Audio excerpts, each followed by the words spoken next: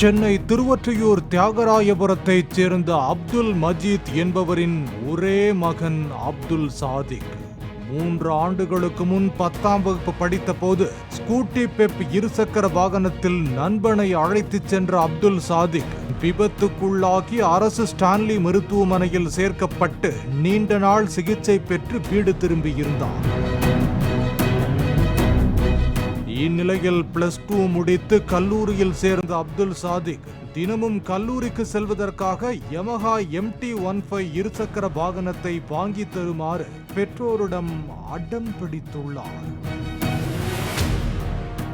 மகனின் விருப்பத்திற்காக தந்தை அப்துல் மஜீத் 10 நாட்களுக்கு முன் சாதிக்குக்கு யமஹா MT-15 பைக் வாங்கி கொடுத்துள்ளார். RTO அலுவலகத்தில் இன்னும் பதிவு கூட செய்யாத நிலையில் பைக்கை திங்கள் மாலை அப்துல் சாதிக் ஹெல்மெட் அணியாமல் வெளியே எடுத்துச் சென்றதாக கூறப்படுகிறது. திருவொற்றியூர் எண்ணூர் விரைவு சாலையின் சர்வீஸ் ரோட்டில் அதிவேகமாக பயணித்த சாதிக் சுதந்திரபுரம் பெட்ரோல் பங்க் அருகே சென்றபோது வேகத்தை கட்டுப்படுத்த முடியாமல் மின்கம்பம் ஒன்றில் மோதி தலையில் பலத்த காயமடைந்தார்.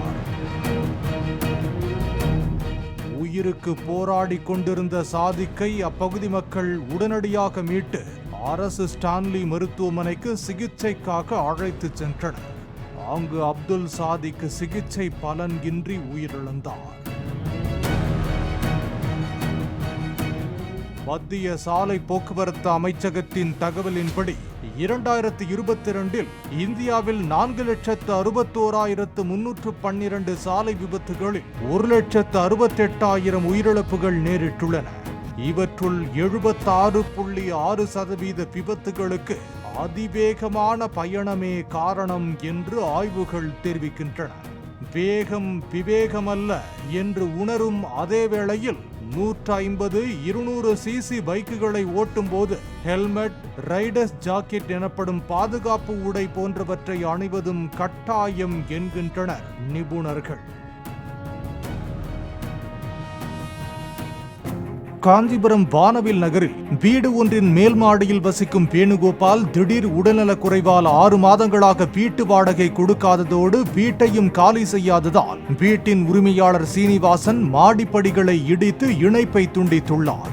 இதனால் வேணுகோபால் குடும்பத்தினர் வீட்டுக்குள்ளேயே பல மணி நேரம் முடங்கும் நிலை ஏற்பட்டது. அவசர எண் 100க்கு புகார் தெரிவித்ததை அடுத்து தீயணைப்புத்துறை மற்றும் போலீசார் வந்து அவர்களை பத்திரமாக மீட்டனர்.